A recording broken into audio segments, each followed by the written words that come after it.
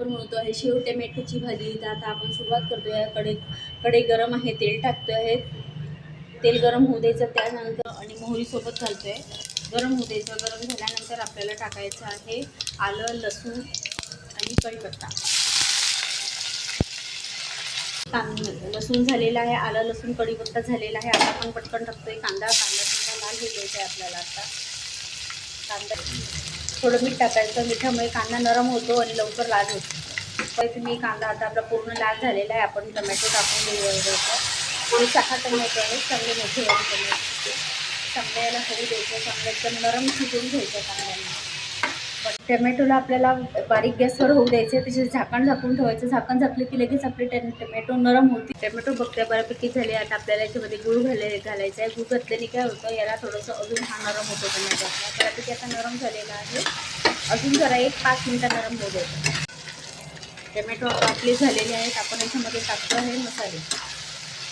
आता आपल्याला याच्यामध्ये अर्धा ग्लास पाणी टाकायचं आहे, कारण आपल्याला याला अजून चांगलं नरम होऊ द्यायचं आहे लो गॅसवर.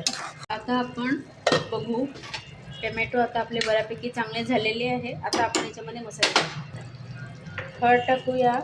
त्याच्यामध्ये नंतर काश्मीरी लाल मिर्च पावडर 1 चम्मच सगळं टाकतो आहे आपण. त्याच्यानंतर 1 चमचा मसाला, 1 चमचा धना जिरा पावडर आहे.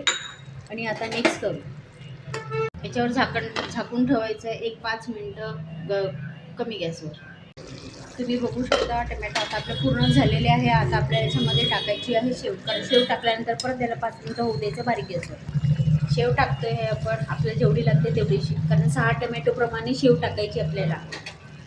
आता आपण याला परतून घेऊ आणि बारीक गॅस करून परत झाकून ठेवून देऊ.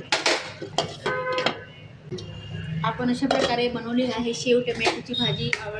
तुम्ही बघा, आता आपण ही पूर्ण भाजी झालेली आहे. आता आपण सर्व करतो.